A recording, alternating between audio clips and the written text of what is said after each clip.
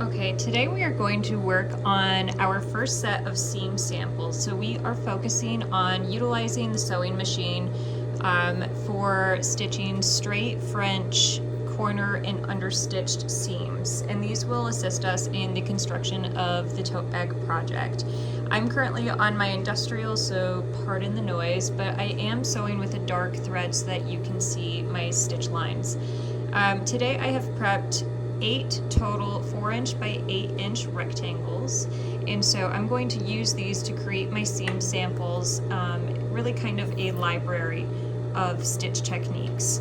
I'm going to take the first 2 rectangles, and going along the length of the rectangle, I'm going to create a straight seam. So I'm going to line these up together.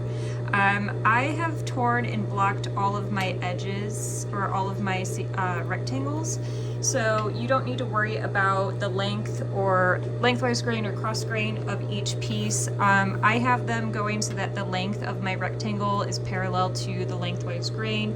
It's okay if yours are not. But I am going to sew my first seam sample, the straight seam sample, at a 1/2 inch. So I'm going to lift up my presser foot and align my fabric rectangles underneath and line up just the torn edge of the cloth with that 1/2 inch, making sure that these are together. I'm going to position my fabric so that it is right underneath the sewing needle when I'm going to begin, and I'm going to stitch and backstitch at the end of each seam sample. So I'm going to stitch approximately 3 to 4 stitches, so close to a 1/2 inch, backstitch, and then proceed to sew a straight seam.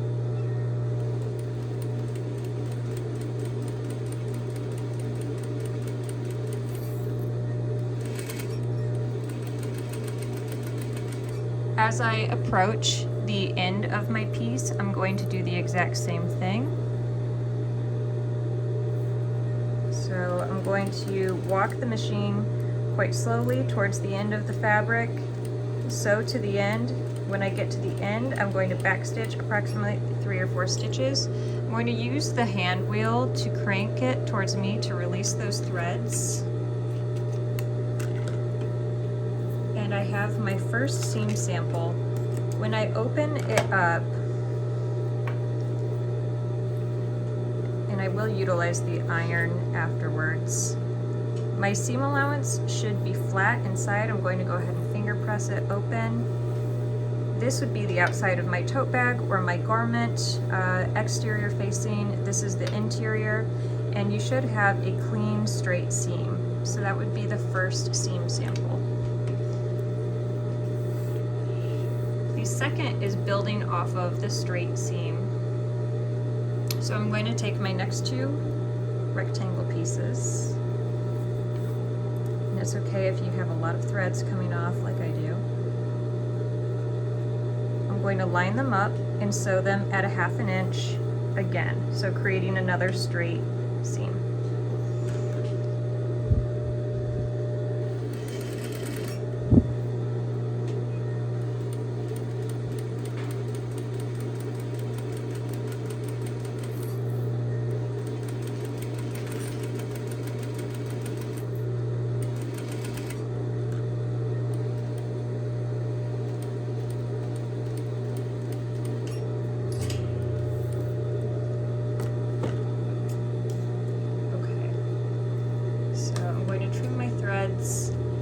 Normally, I, again, will have you iron, but since I'm creating this video, I am going to be away from my iron. I'm going to have you press all of the seam allowance down to one side. It doesn't matter if you press it to the left or right. I'm going to go ahead and press mine to the left, and I'm going to finger press down, pushing that seam allowance so that I can see the actual stitch line. You never want your seam allowance or your seam to like overhang. It's a little bit messy. So really finger press or iron everything so that you can see all of the stitches. So this technique, the understitch, I am going to stitch now on top, keeping my stitches about 1/8 of an inch away from that seam, really close. So this would be done in the hem or neckline of a garment, perhaps even the armhole. it promotes that seam to roll over. So by catching the seam allowance, the side that is not stitched down pops up a little bit. So this would be like the exterior of the garment, and this would be the interior. It promotes it to roll down. So I'm now going to do the understitch. And I'm lining up where I want my stitch line to be, again, 1/8 of an inch away from that seam.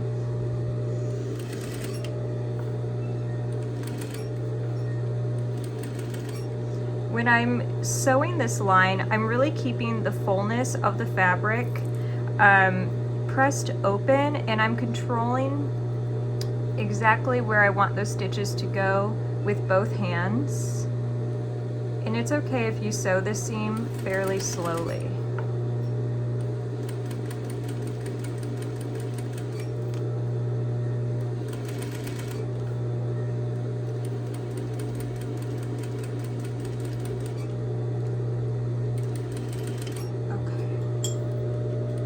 Alright, so when I take my fabric away again, the outside of your garment or your tote bag, etc., the outside piece will look clean and it'll be pressed along that stitch line. The interior will have this stitch line 1/8 of an inch away from the seam, and again, you can already see in a practical sense how it promotes that fabric to roll down.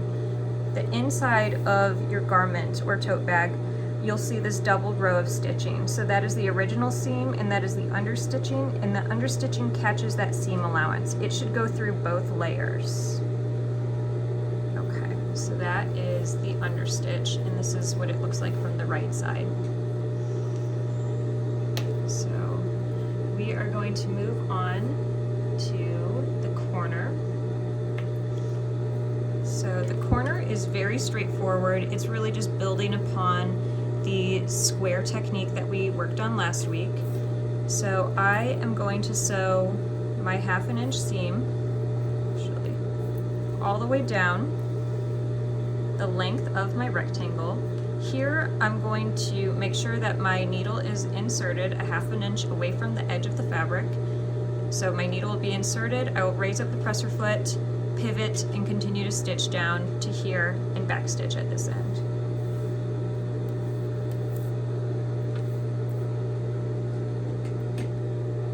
Okay, so I'm going to stitch and backstitch, keeping this seam at 1/2 inch.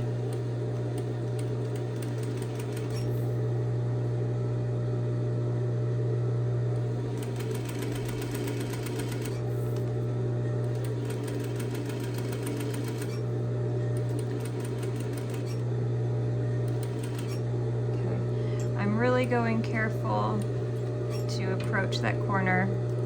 So now that my needle is inserted, this is when I can raise up my presser foot, rotate my piece of cloth until it is still aligned with that 1/2 inch. The fuzzy edges are covering it a little bit. Now I can proceed to sew. And I'm going to backstitch at the end.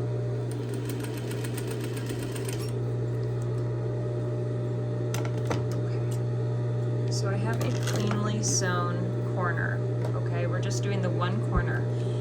So the trick for this is that when you are ironing, it helps to iron from the inside and press everything so that you are right on that stitch line.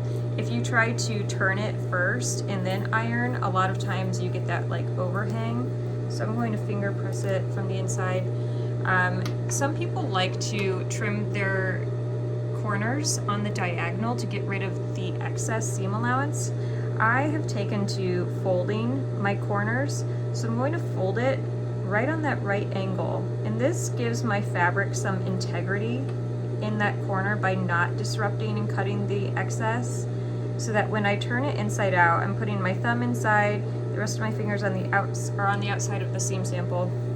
I'm going to turn it, and I'm going to use my fingernail to push that fullness without bunching it up inside to give myself that sharp right angle corner that I just sewed. And so it's really hard to finger press this one out, but this is when taking it to an iron will help flatten these edges. You can kind of use your fingernails if you have them to promote that, to lay flat as you iron, but you should have a clean corner sample. So that is our third seam sample. Okay.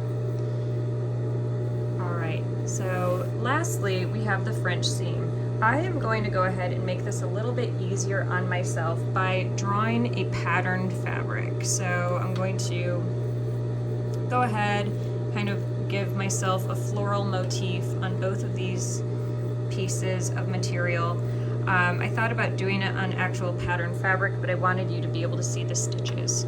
So traditionally when we sewed that straight seam, we would put our right sides together, so the parts of our fabric with the pattern towards each other, and stitch down the row and open it, and our seam would be on the opposite side.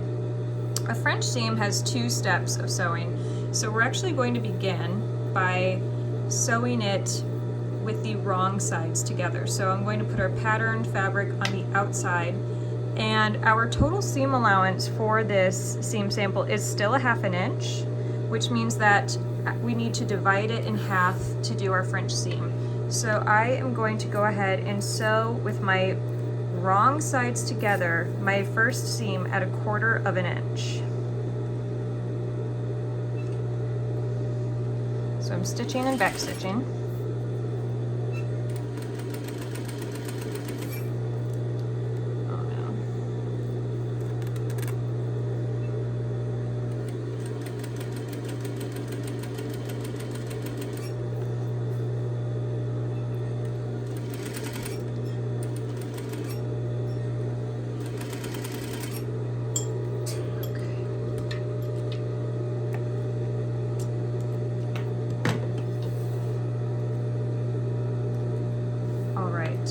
So when I open up my seam now, the seam is on the wrong side of the garment. I need to rethread my machine.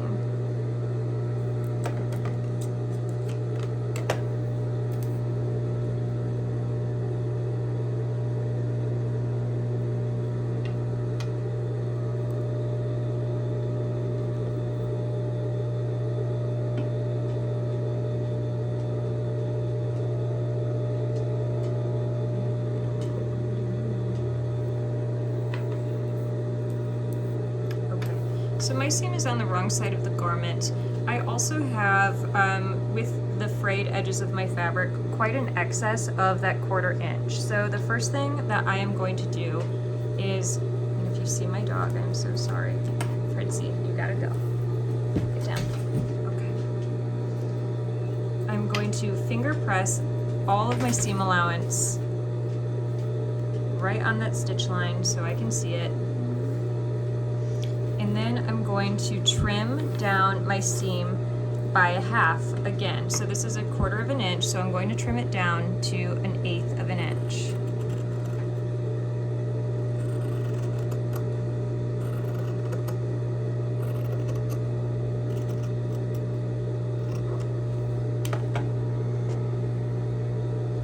Okay, so now that that is sewn at 1/4 inch, I am going to take my seam sample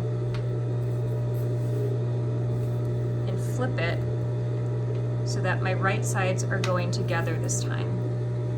I'm really going to finger press this well because I want it to be right on that fold. So my right sides are together on the inside.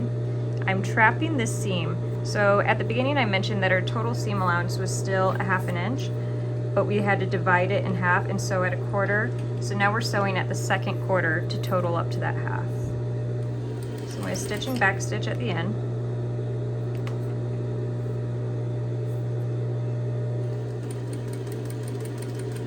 And carefully sew my 1/2 inch seam, or I'm sorry, my 1/4 inch seam.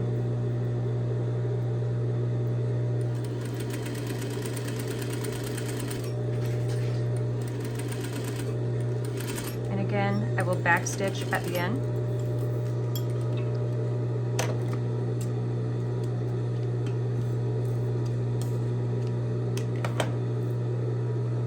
When I open up my seam sample, now the right sides of my fabric are facing each other, and I have a beautiful, clean French seam on the interior.